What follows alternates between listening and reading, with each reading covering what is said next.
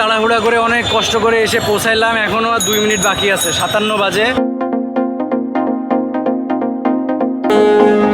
Launch journey সবসময় আরামদায়ক, খুবই আরামদায়ক।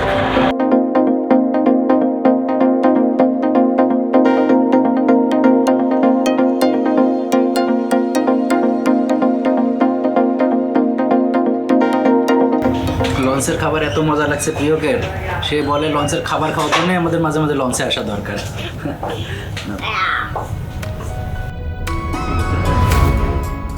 বাবা, আমরা আজকে কোথায় যাচ্ছি বলো তো? বরিশাল। বরিশাল লঞ্চে যাব, কিন্তু এখন আমরা আছি মেট্রো রেলে। হ্যাঁ, আমরা কি লঞ্চ ধরতে পারবো? লঞ্চ কিন্তু 8টার সময়, এখন বাজে 7:15। আমরা ধরার চেষ্টা করব। ইয়েস, আমরা ধরার চেষ্টা করব। আমাদের ট্রেন থেকে নেমেই দৌড়াতে হবে, ঠিক আছে, যাতে আমরা লঞ্চ ধরতে পারি। ওকে ওকে, চাবি রিঙে চলো চলো চলো চলো চলো চলো চলো চলো চলো। এখানে সিঁড়ি আছে, দেখো। চলো তো লিফটটা ধরতে পারি নাকি, আসো তো। এখন 7:30 বাজে, আমাদের 8টায় লঞ্চ। হ্যাঁ, মাত্র ট্রেন থেকে নেমেছি। হ্যাঁ, খুব টাফ ব্যাপার হবে মনে হয়, দেখি তারপরে ধরতে পারি কিনা। ওকে বলো। ওকে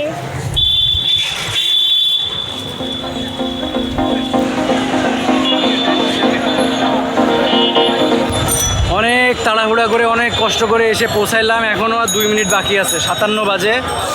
এই ভ্যানালা, এই রিক্সাওয়ালা ভাই আমাদেরকে পৌঁছাই দিচ্ছে। ওহ, ফাইনালি পৌঁছাইলাম। প্রিয় ঘুমাই গেছে। আমাদের আজকে ফারহান 7, ফারহান 7।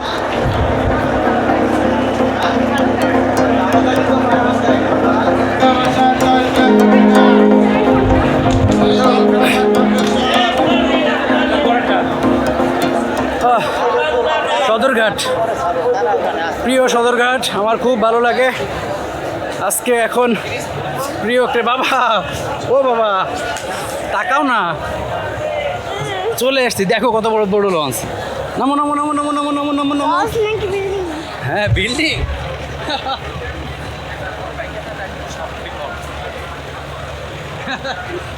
এইগুলাতে আমরা যাব। ফারহান 7, এটা বরিশাল হয়ে কোথায় যাবে? ঝালকাঠি। এটা বরিশাল হয়ে ঝালকাঠি যাবে। আমরা অনেক মানে কি বলবো, দৌড়াদৌড়ি করে এসেছি, কারণ সেই 7:30টার সময় ছিলাম মতিঝিল, সেখান থেকে রিক্সা নিয়ে, রিক্সা চেঞ্জ করে আবার রিক্সা নিয়ে কোথাও হেঁটে দৌড়ায়ে ধরলাম, না হলে ধরতে পারতাম না। তো এখন 8টা বাজে, এখনই ছেড়ে দিবে। আমরা কেবিন নিয়েছি, কেবিনে উঠবো এখন।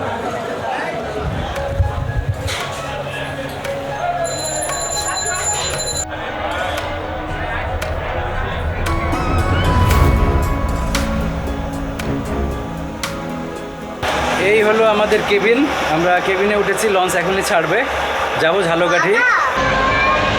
এখন বাজে 8:18, লঞ্চ ছাড়লো। 8টার সময় ছাড়ার কথা ছিল, একটু লেট করেছে, সেই জন্য আমরা ইজিলি ধরতে পেরেছি। তো আমরা যাত্রা শুরু করলাম। আশা করছি আমরা সকালবেলায় পৌঁছে যাব। আর এর মধ্যে তো লঞ্চে অনেক মজা হবেই, কারণ লঞ্চ জার্নি সবসময় আরামদায়ক, খুবই আরামদায়ক। আশা করছি খুব ভালো একটা জার্নি আজকে আমাদের হবে।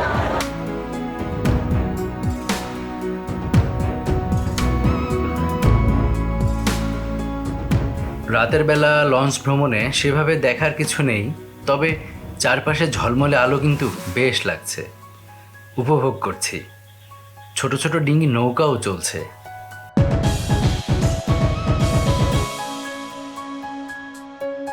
পদ্মা সেতু হতে আসা রেল সেতু।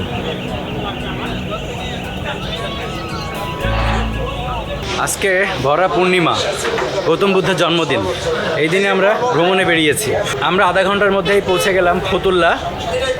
সামনে একটা ছোট্ট ব্রেক দেবে ফতুল্লা লঞ্চ টার্মিনালে, এখান থেকে যাত্রী উঠে আমরা আবার রওনা দেব। এই যে সামনেই ফতুল্লা।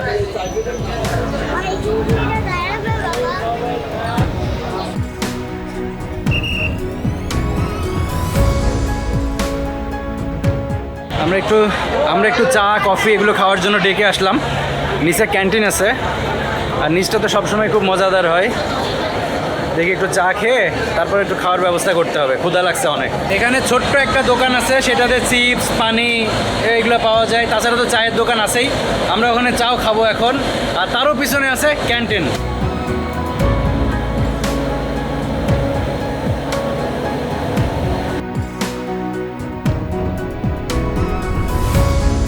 হালকা পাতলা একটু খাবার যেমন কেক আর চা খেয়ে আমরা আবার উপরে চলে আসি।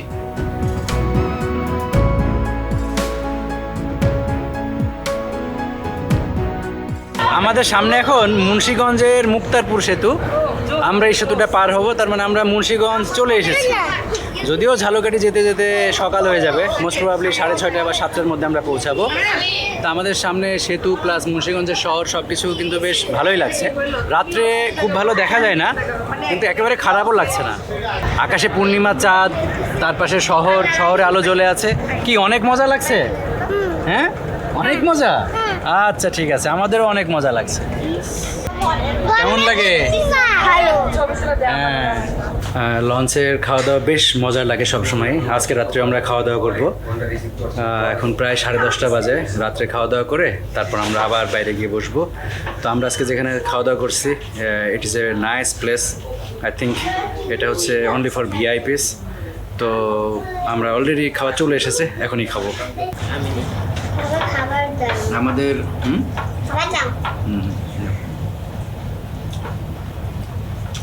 আমাদের খাবারের মেনু হিসেবে আছে চিংড়ি, মুরগির মাংস আর এই যে স্পেশাল ডাল। এই খাবারটা হচ্ছে লঞ্চের সব থেকে সেরা খাবার, হেভি মজা। ডাল অনেক টেস্টি এখানকার ডাল।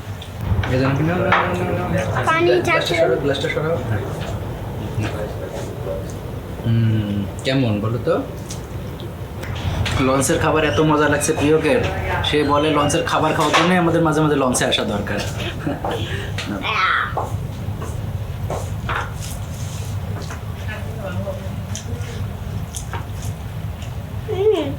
খাওয়া দাওয়া শেষ করলাম, খুব চমৎকার একটা এনভায়রনমেন্টে খাওয়া দাওয়া করলাম। আসলে লঞ্চের যাত্রা সবসময় বেশ মজাদার। ফারহান সাথে ভিআইপি কেবিন আছে 4টা। এই ভিআইপি কেবিনের যে যাত্রী আছে তারা মূলত এখানে খাওয়া দাওয়া করেন। তো আজকেও আমরা সেই হিসেবে এখানে খাওয়া দাওয়া করেছি। বেশ এখন পর্যন্ত কমফোর্টেবল জার্নি হচ্ছে। আজকের খাওয়া দাওয়ার মানটাও বেশ ভালো ছিল। বরাবরই ভালোই লাগে লঞ্চের খাবার। তো এখন রাত প্রায় 11টা, 10:50 বাজে। রাত্রে আমরা ঘুমাবো। ঘুম থেকে উঠে একদম সকালবেলায় আশা করছি আমরা পৌঁছাবো ঝালকাঠি। তারপর ঝালকাঠি শহরটা, ঝালকাঠিতে যা যা চমৎকার জায়গা আছে সবগুলো আমরা ঘুরবো, বেড়াবো। আমাদের প্রায় অনেক লম্বা একটা ট্যুর হবে এবার। ঝালকাঠির পরে আমরা বরগুনা যাব, তারপরে পটুয়াখালী যাব এবং ফাইনালি কুয়াকাটাতেও যাব। উপরে এসে দেখি একটা লঞ্চ আমাদের পাশাপাশি যাচ্ছে এবং হুশ করে বেশ খানিকটা সামনেই চলে গেল। আবার একটু ডেকে যাব। এখন যদিও মধ্যরাত, তবে মধ্যরাতে নিচতলার ডেক খুব বৈচিত্র্যময়। কেউ কেউ বেঘরে ঘুমাচ্ছে, আবার অনেকেই টিভিতে সিনেমা উপভোগ করছে। এখন রাত প্রায় 12টা, 11:50 বাজে। আমরা চাঁদপুর লঞ্চঘাটে চলে এসেছি প্রায়।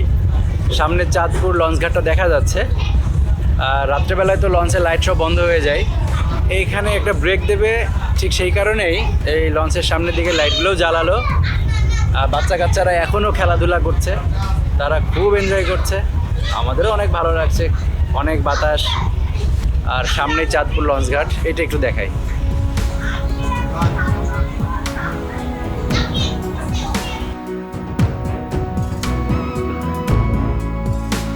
চাঁদপুরে আগে থেকেই বেশ বড় বড় আরও 3টা লঞ্চ দাঁড়িয়ে আছে। আমাদের লঞ্চটা এখন এখানে ভিড়বে। এরপর সম্ভবত সরাসরি বরিশাল, তারপর একদম এই ফারহান সাতের লাস্ট স্টপেজ ঝালকাঠি। আমরা কিন্তু সেখানেই যাচ্ছি। বাবা, তোমার কি অনেক মজা লাগে? হ্যাঁ, লঞ্চে প্রথমবারের মধ্যে উঠেছো, কেমন লাগে বলো তো? অনেক মজা না? তোমরা কোথায় যাবা? ঝালকাঠি? বরিশাল? বরিশালে নেমে তারপর পিরোজপুর যাবা? আচ্ছা আচ্ছা, ভেরি গুড গুড, ওকে।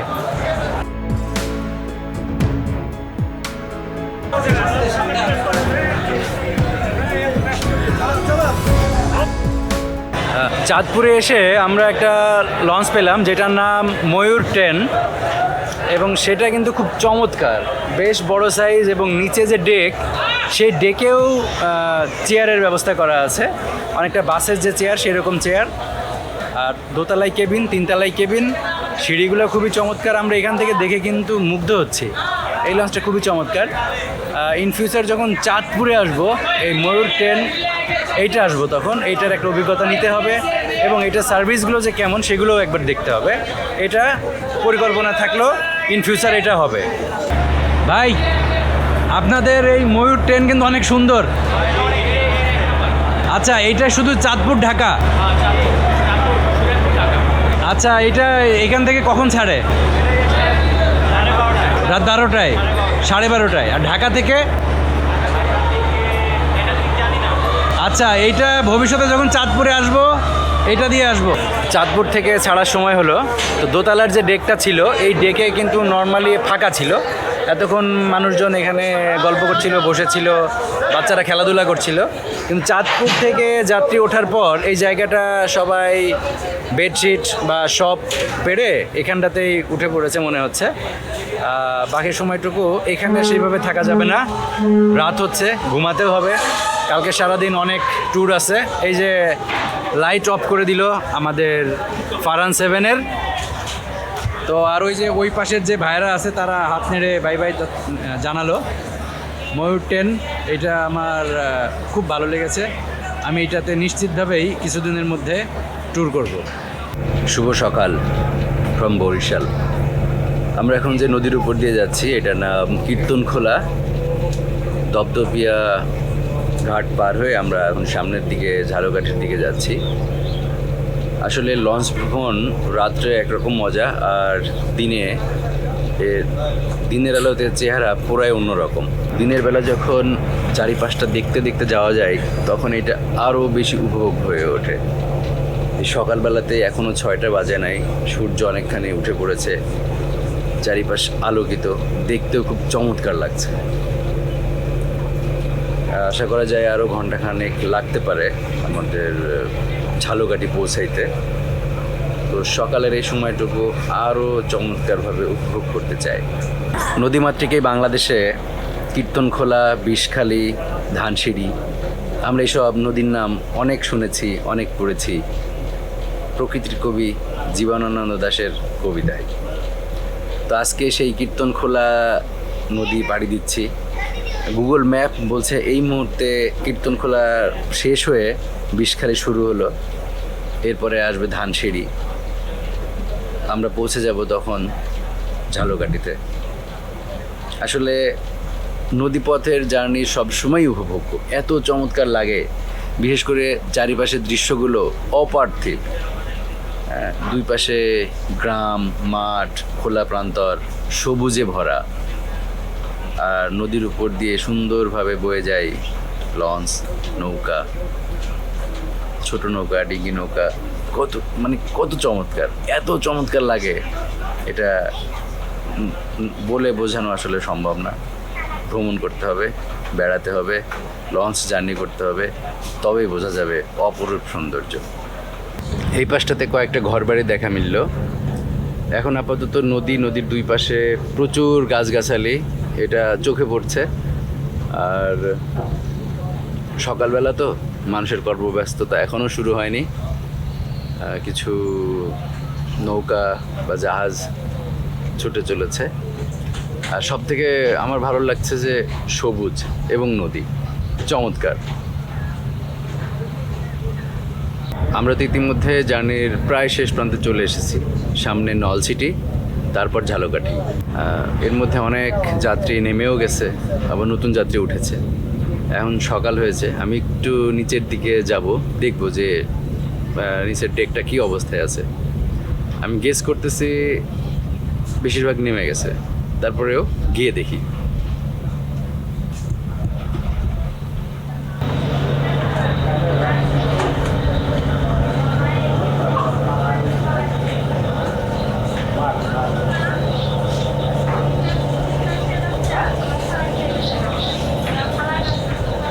আসলে যা মনে করছিলাম তা না, এখনও অনেক যাত্রী, অনেক প্যাসেঞ্জার আছে। আমি একটু সকালবেলা করে দেখি চা পাওয়া যায় কিনা, যদি পাই তাহলে একটু চা খাবো। কীর্তনখোলা পেরিয়ে আমরা এখন বিষখালী নদীর উপর।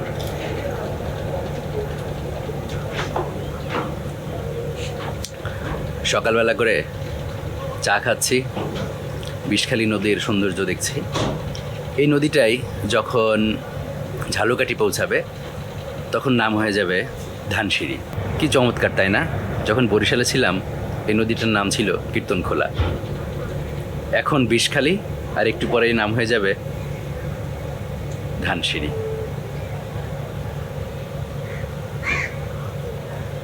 পথের মধ্যে তো অনেক মানুষের সাথে দেখা হয়। আজকে একটা এই যে ছোটো ভাইয়ের সাথে দেখা হলো, এর বাড়ি নলছিটি, আর হয়তো 5 মিনিটের মধ্যে নেমে পড়বে। ওই যে দূরে লঞ্চ সিটি, লঞ্চ ঘাট দেখাই যাচ্ছে। তো আপনাদের এলাকায় আমি প্রথম আসলাম আজকে, হ্যাঁ, বেড়ানোর জন্য। আপনাদের তো বাড়ি এখানে? জি বারে। এই নদীর পাড়ে জীবন খুব ভালো লাগে, তাই না? জি, জীবন অনেক খুব ভালো। হ্যাঁ হ্যাঁ। কারণ সকল কবিদেরই একটা ইচ্ছা, হুম হুম। সকল সাহিত্যিকদের একটা ইচ্ছে, সব মানুষদের, সব রকম মানুষদের একটা ইচ্ছা যে আমরা একটু বরিশাল আসি ঘুরতে। স্বপ্নের পদ্মা সেতু থেকে বরিশাল, হ্যাঁ হ্যাঁ হ্যাঁ। এর আগে বরিশালের ভিতরে নলছিটি। নলছিটি, এর আগে তো মানুষ লঞ্চেই যাতায়াত করতো, এখন তো পদ্মা সেতু দিয়ে যাতায়াত করে। হ্যাঁ। লঞ্চে এই কারণে ভিড় কম, হ্যাঁ, তাই না? কিন্তু তারপরে লঞ্চ যাত্রার মতো আরামদায়ক যাত্রা তো আর হয় না। হতে পারে না। এত মজা লাগে, আমার খুব ভালো লাগে। আমার তো নদী এলাকায় বাড়ি না, আমার বাড়ি যে এলাকায় সেখানে এত নদী নেই, লঞ্চ টঞ্চ চলে না। তো আমি বরিশালে। নদীর পাশের মানুষদের হৃদয় নদীর মাটির মতোই কোমল। আচ্ছা আচ্ছা, ঠিক আছে, আপনি তো নামবেন, ভালো থাকবেন, ঠিক আছে? আচ্ছা, আসসালামু আলাইকুম। ওয়ালাইকুম আসসালাম।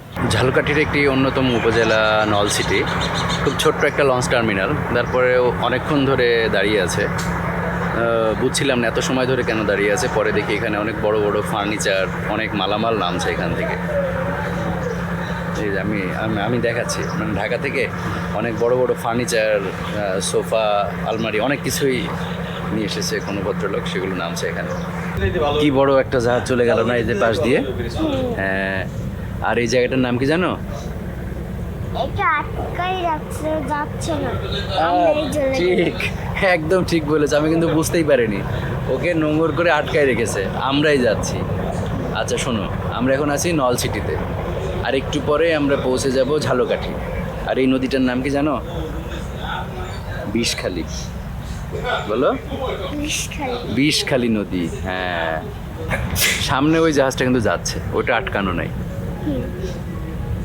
এইটা কি ঝালকাঠি? হ্যাঁ, এটা হচ্ছে ঝালকাঠি। আমরা ঝালকাঠি যে লঞ্চ টার্মিনাল, সেখানে গিয়ে নামবো, ঠিক আছে?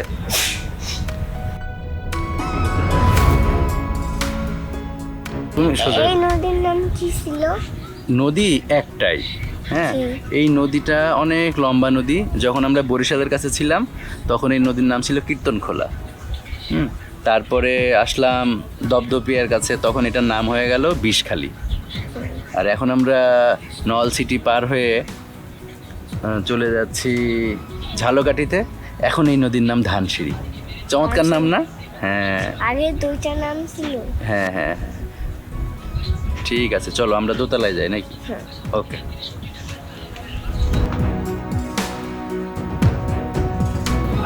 আমরা প্রায় ঝালকাঠি পৌঁছে গেছি।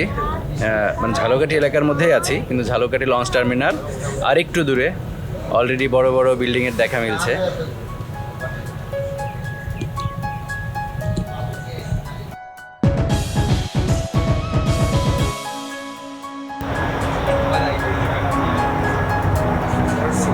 হ্যাঁ, এইটাই ঝালকাঠি লঞ্চ টার্মিনাল। আমরা সেই ধানসিঁড়ি নদীর তীরে যে লঞ্চ টার্মিনাল, সেখানে পৌঁছে গেলাম।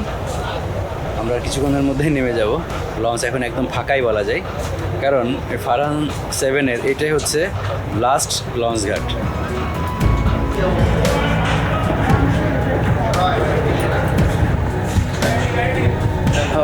আমরা টিকিট জমা দিতে হবে। আমরা এখন লঞ্চ ঘাটে নামবো। এটা হচ্ছে ঝালকাঠি লঞ্চ ঘাট। ইয়েস বাবা, ধরে ধরে নামো।